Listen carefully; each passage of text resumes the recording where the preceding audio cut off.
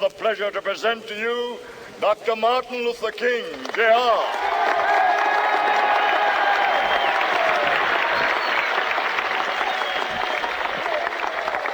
I am happy to join with you today in what will go down in history as the greatest demonstration for freedom in the history of our nation.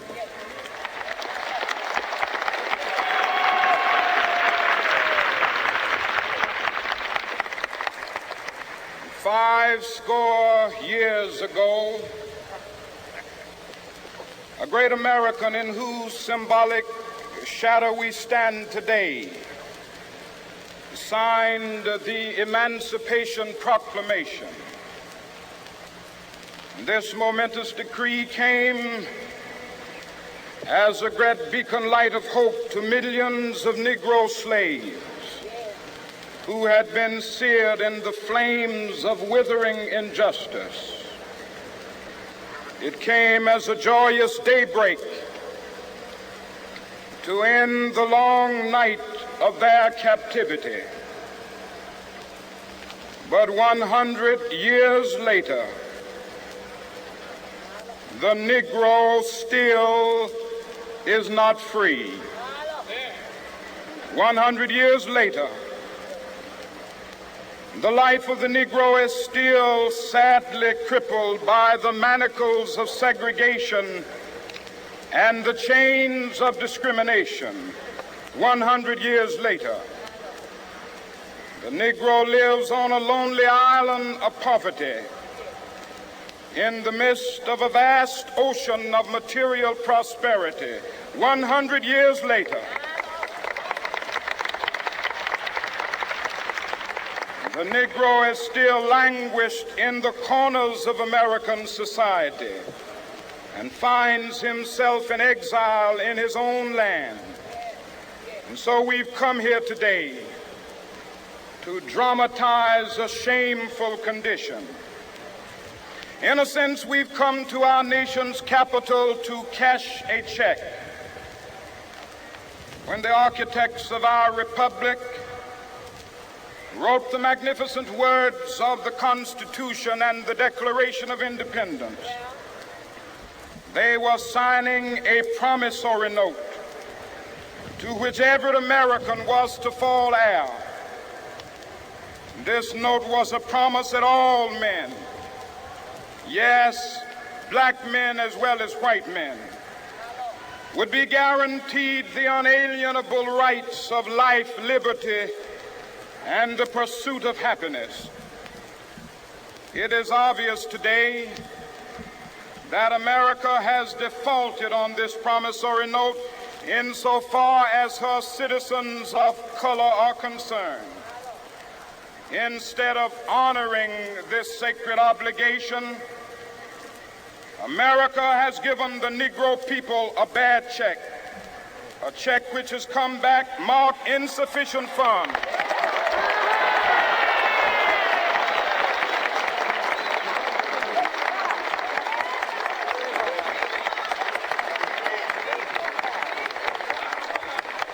But we refuse to believe that the Bank of Justice is bankrupt.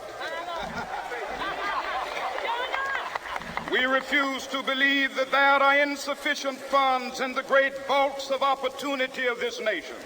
And so we've come to cash this check, a check that will give us upon demand the riches of freedom and the security of justice.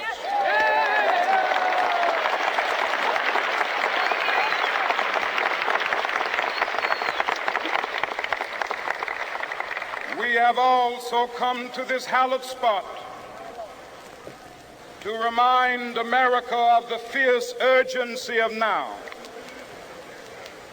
This is no time to engage in the luxury of cooling off or to take the tranquilizing drug of gradualism.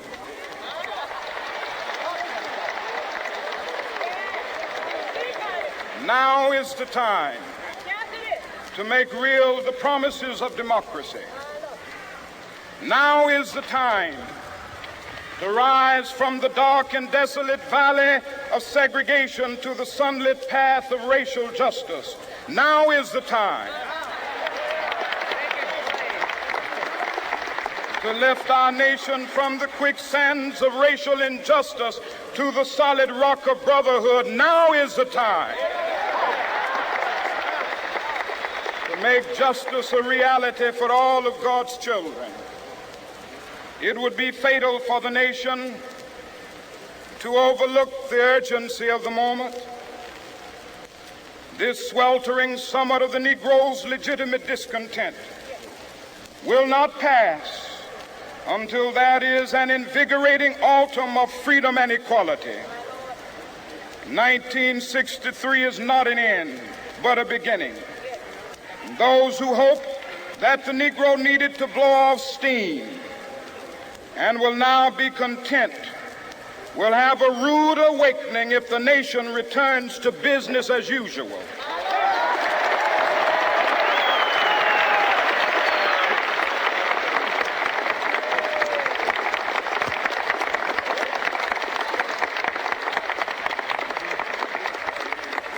There will be neither rest nor tranquility in America until the Negro is granted his citizenship rights. The whirlwinds of revolt will continue to shake the foundations of our nation until the bright day of justice emerges. But that is something that I must say to my people who stand on the warm threshold which leads into the palace of justice. In the process of gaining our rightful place, we must not be guilty of wrongful deeds. Let us not seek to satisfy our thirst for freedom by drinking from the cup of bitterness and hatred.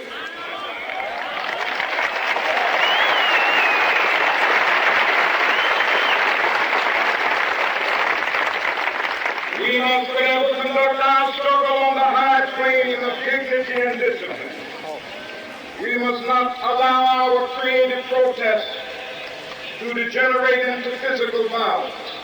Again and again, we must rise to the majestic heights of meeting physical force with soul force. The marvelous new militancy which has engulfed the Negro community must not lead us to a distrust of all white people. For many of our white brothers, as evidenced by their presence here today, have come to realize that their destiny is not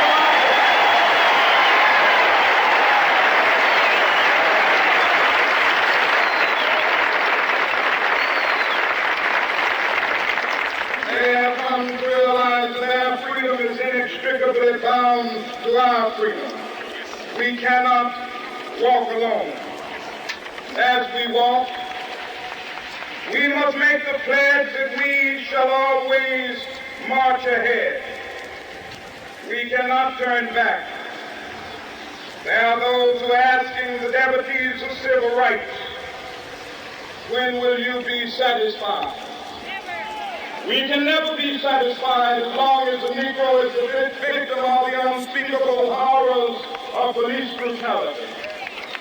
We can never be satisfied as long as our body is heavy with the fatigue of travel, cannot gain lodging in the motels of the highways and the hotels of the city.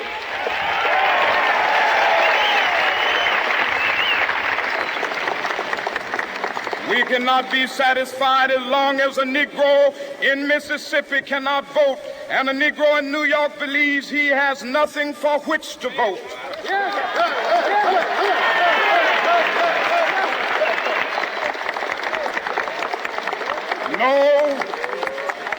No, we are not satisfied, and we will not be satisfied until justice rolls down like waters and righteousness like a mighty stream.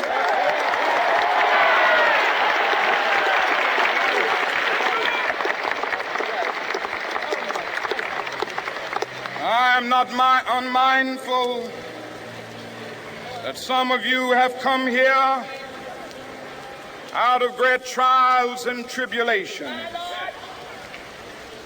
Some of you have come fresh from narrow jail cells. Some of you have come from areas where your quest for freedom left you battered by the storms of persecution and staggered by the winds of police brutality. You have been the veterans of creative suffering. Continue to work with the faith that unearned suffering is redemptive. Go back to Mississippi. Go back to Alabama. Go back to South Carolina. Go back to Georgia. Go back to Louisiana. Go back to the slums and ghettos of our northern cities, knowing that somehow this situation can and will be changed.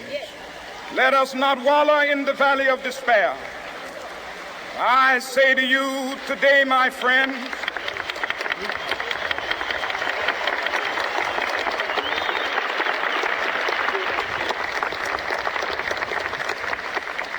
so even though we face the difficulties of today and tomorrow, I still have a dream. It is a dream deeply rooted in the American dream.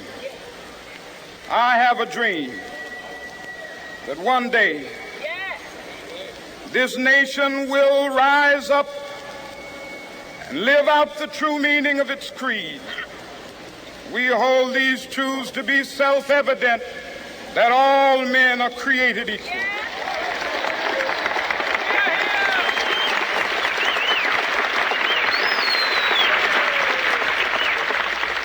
I have a dream that one day on the red hills of Georgia, the sons of former slaves and the sons of former slave owners will be able to sit down together at the table of brotherhood.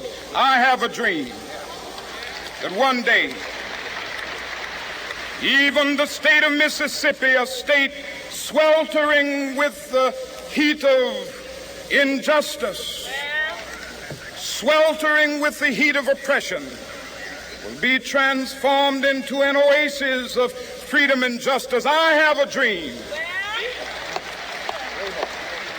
that my 4 little children will one day live in a nation where they will not be judged by the color of their skin, but by the content of their character. I have a dream today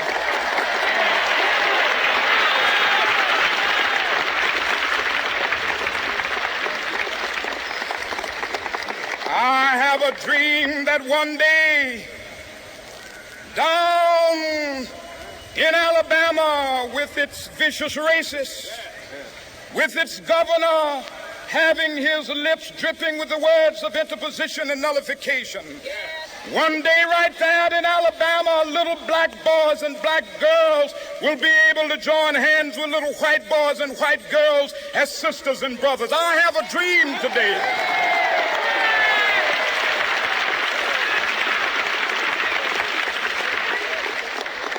I have a dream that one day every valley shall be exalted, and every hill and mountain shall be made low. The rough places will be made plain, and the crooked places will be made straight. And the glory of the Lord shall be revealed, and all flesh shall see it together.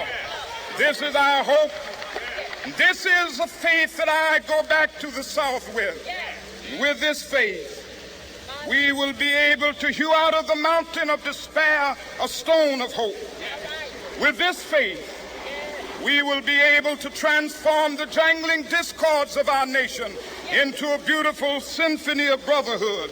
With this faith, we will be able to work together, to pray together, to struggle together, to go to jail together, to stand up for freedom together, knowing that we will be free one day. This will be the day. This will be the day when all of God's children will be able to sing with new meaning, "My country, tears of thee. Sweet land of liberty, of thee I sing. Land where my fathers died, land of the pilgrim's pride. From every mountainside, let freedom ring. And if America is to be a great nation, this must become true. And so let freedom ring from the prodigious hilltops of New Hampshire. Let freedom ring from the mighty mountains of New York. Let freedom ring from the heightening Alleghenies of Pennsylvania. Let freedom ring from the snow-capped Rockies of Colorado. Let freedom ring from the curvaceous slopes of California. But not only that, let freedom ring from Stone Mountain of Georgia. Let freedom ring from Lookout Mountain of Tennessee. Let freedom ring from every hill and molehill of Mississippi, from every mountainside. Let freedom ring, and when this happens, when we allow freedom ring, when we let it ring from every village and every hamlet, from every state and every city, we will be able to speed up that day when all of God's children, black men and white men, Jews and Gentiles, Protestants and Catholics, will be able to join hands and sing in the words of the old Negro spiritual, free at last, free at last. Thank God Almighty, we are free at last.